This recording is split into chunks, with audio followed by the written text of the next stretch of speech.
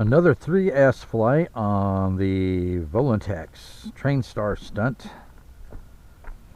Awesome little plane. There will be links to it in the show notes.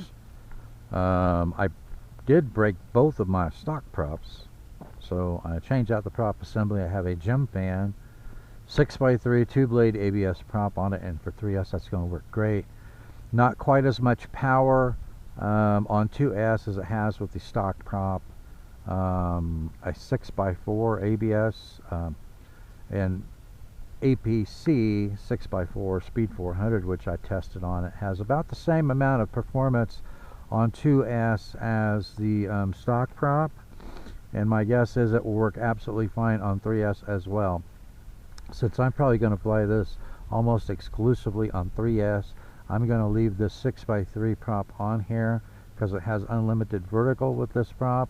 And with mixed mode flying, I'm still going to get about 10 minutes of flight time using a 3S LiPo that I have a link to in the show notes. So if you don't have any of those, you might want to pick up some extra 2S and pick up some of those 3S LiPos, because this is a cloudbuster on 3S. All right, let's get it in the air.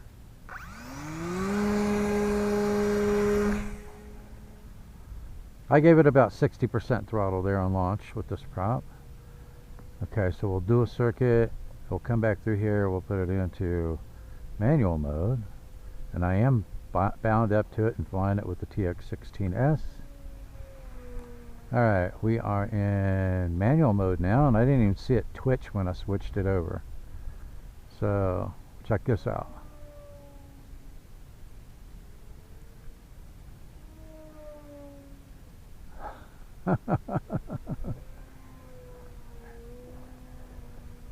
Alright, so let's try the vertical. How about that? Unlimited vertical with that gem fan, 6x3 prop. Excellent power, excellent flight time. Nice, snappy rolls with this plane. Isn't that amazing? Let's come through here and do a split S.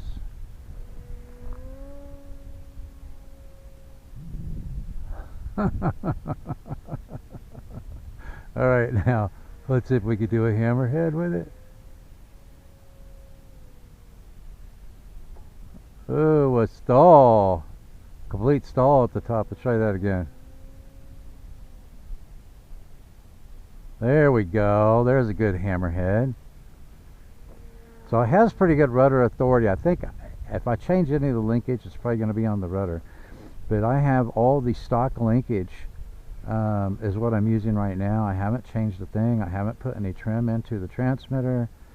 The only thing I did was put a little sub trim in to make sure everything was squared up. You know, all the control surfaces were at neutral when the sticks were centered, and that is the only thing I've had to do.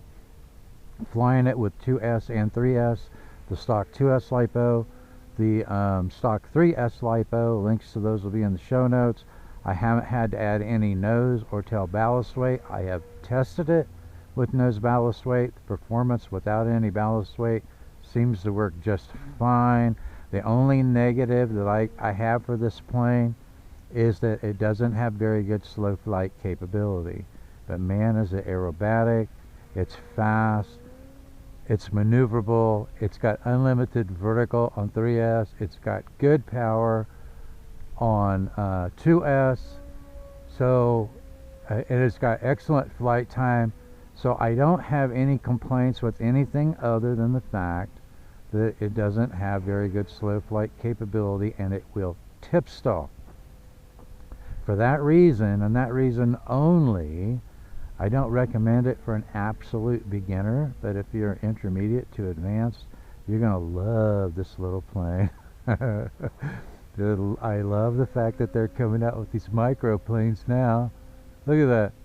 That have these brushless power systems on them, and they're really efficient.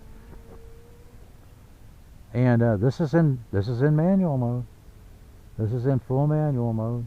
I've got a lot of time on it in full manual mode with the stock transmitter. So if you do not have a hobby grade transmitter, believe me, you're not going to have any problems flying this plane in manual mode with the stock transmitter. It was really, really smooth. The only thing that was a little twitchy for me is when you're flying fast, because it has such a zippy roll rate.